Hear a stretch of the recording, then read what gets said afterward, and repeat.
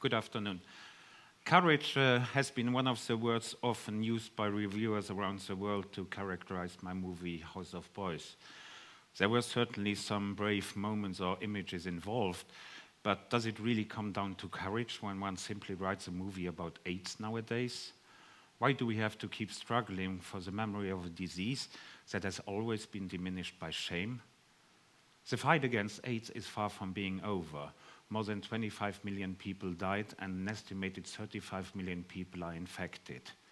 Due to an obvious lack of political will to come up with the necessary resources to make treatments available, AIDS will continue to kill millions of people, and societies of almost entire subcontinents are infected. But we are facing another alarming reality, as most European countries show for several years in a row the highest infection rates since the upcoming of AIDS some 3 decades ago. AIDS associations see their prevention campaigns fail as they have to face a new generation, a generation that doesn't feel concerned. For us artists, not only to remember that we have to keep fighting, but also to awaken a most urgent consciousness with this younger generation, I consider my movie House of Boys as a small contribution in talking about a disease that is still suffering under tremendous taboos, especially for the people living with HIV. We have to stop this frightening upcoming serophobia in our society. A lot of newly infected people now bravely stand up for so-called positive coming out, wanting to share their well-being and their right for a nearly normal way of life. It is true that the treatments have changed the equation, and these coming outs are surely the best way to fight further stigmatization, but do they really help prevention? I, for myself, never had the urge for this kind of coming out. I had my positive coming out as a gay guy when I was 17. I well remember the pride I felt. I had to share it with the whole world. Even my mom always said, you don't have to paste it on your forehead, do you?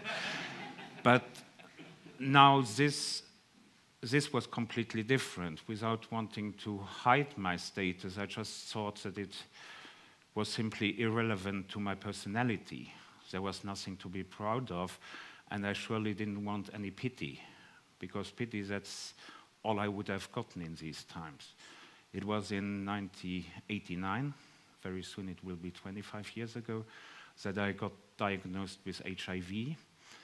The equation AIDS equals death was an undeniable truth thrown right into my face. But I had to live with it. I saw my former boyfriend die at the age of 29, his body disfigured by Kaposi, agonizing to an unbearable sight for the few friends that had the courage to stay on his side. Pure horror, but I guess I suppressed it all. Then medication came. Nowadays we would call it treatments. In those times it was just like handfuls and handfuls of pills that doctors urged you to swallow. I don't know if you ever saw the skull and crossbones on a package information leaflet. I did. It even said, I remember something like, if you take this medication, you can die. I didn't care. I never allowed AIDS to interfere in my life or to take over.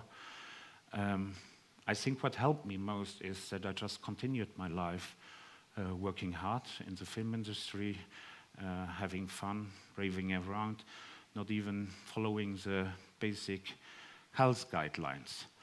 And years passed and passed until I realized that somehow I was a survivor. But at what price? Long-term effects of the treatment, as well as the virus, numerous diseases have weakened me. All the more I see my engagement with pride. It's a survivor's duty. That's maybe where courage comes in. So live your life to express, not to impress. You can all be part of this new vision of an AIDS-free generation. Get tested on a regular basis. People with effective treatment can no longer transmit the virus. Treatment as prevention seems to be the only hope we've got. I, for myself, would underline my outing tonight by honoring Rock Hudson's courageous statement in 1984. I'm not happy that I am sick. I am not happy that I have AIDS. But if that is helping others, I know as well that my misfortune has had some positive worth. Thank you and stay safe.